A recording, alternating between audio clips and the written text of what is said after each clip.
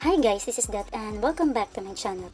If you are new to my channel, please click the subscribe button and hit the notification bell para updated kayo sa ating mga bagong uploads. And I'm so excited to share to you ngayon ang pwede nating pag-utangan dito sa GCash. Kung nahihirapan ka pa rin at wala ka pa rin pagkunan ng pera at wala kang mautangan, dito ka na sa GCash. Dahil meron silang offer na kung saan pwede tayong gumamit na kanilang mga features like GGives, GCredit, and GLoan.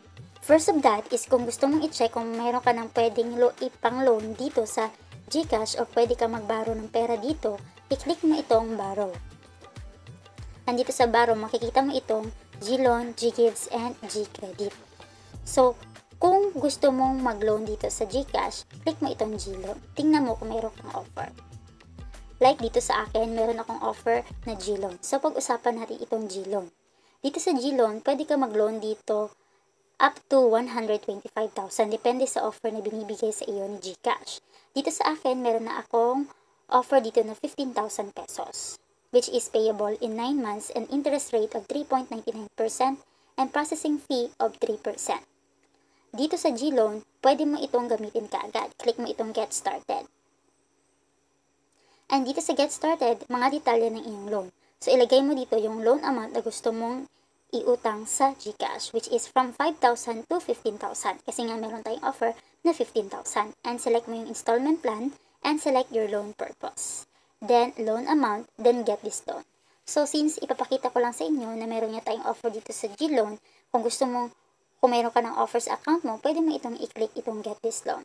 So once na-click mo na yan, mapupunta ka agad yan sa iyong GCash account at pwede mo na yan siyang i-transfer sa iyong mga landbank account or sa iyong any bank para makash out mo yung mismo yung naman ng iyong GCash or any other stores na pwede ka makapag-cash out ng iyong GLoan or GCash account. Yun yung first natin na pwedeng pag-utangan dito sa GCash. Next na pwede nating pag-utangan aside sa GLoan is itong GGives. Dito naman sa GGives, yung available spend natin is 30,000 pesos, which is only unlimited time offer. Paano po kayo magkakaroon ng 30,000 na offer dito sa GGives or magkakaroon ng any offer from GGives? Kailangan mong pataasin ang iyong G-score. So, meron akong video tutorial dito on how to unlock your GGives. At dyan mo matutunan ko paano ka magkakaroon ng offer kay GCash kasi malaking-laking tulong din itong GGives sa atin. Meron nga akong available to spend na 30,000 pesos. Saan ko naman pwede itong gamitin? Itong 30,000 pesos na pwede kong gamitin ito pang grocery. Like dito. I-scroll down mo lamang yan at i-click mo itong categories like supermarket. At pwede mo na itong gamitin pang grocery. Ito yung mga brand na kung saan meron sila mga QR or in-store QR codes na pwede natin paggamitan. Like Pure Gold, Walter Supreme Supermarket, Shopwise, Robinsons, ayan. Kung gusto mo lamang kung paano gamitin itong GGives, meron din akong step-by-step procedure dito and tutorial kung paano natin gamitin si GGives. Click mo lamang po yung I button at makikita mo dyan on how to use your GGives. In summary, ang GGives pwede natin gamitin pang grocery, pwede din gamitin natin ito panggamitin sa mga services sa restaurants, ayan, sa pharmacies, or online payments. Basta iscan mo lang yung QR code na nandun mismo sa store. Or pwede din natin itong gamitin from offline, yung mga walang QR code, pwede din tayo mag-generate ng code. At i-discuss ko yan dyan mismo sa video tutorial na ililink ko dito, dyan sa I button na ito. Kung saan makikita mo dyan kung paano na talaga natin gamitin si GGives. At yung GGives, pwede din natin itong i-convert into real cash. Meron din akong video tutorial dyan on how to convert our GGives into real cash. Click mo lamang po ninyo yan. Dito sa GGives, meron tayong minimum spend na 1,000 pesos. So, pwede mo itong gamitin at least 1,000 pesos. Huwag kang mabababa sa 1,000 pesos kasi hindi mo magagamit si GGives. Pwede mo rin gamitin si GGives sa pay bills. Kung gusto mong magbayad ng mga electricity bills mo, water bills, pwede mong gamitin si GGives. Ayan.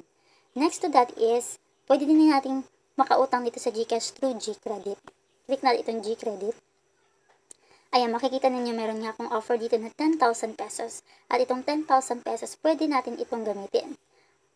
Pwede mo itong i-convert din into real cash. Kung gusto mo yung malaman kung paano i-convert into real cash, meron din akong video tutorial dito on how to convert our GCredit into real cash. So, na-try ko na rin yan through CIMB. Once na-convert mo na yan siya, pwede mo na yan siyang i-convert into real cash at pwede mo na yan siyang ma-cash out. Okay? O pwede mo rin itong panggamitan, pambayad ng iyong mga services kasi pwede din itong pambayad ng bills, itong G-Credit.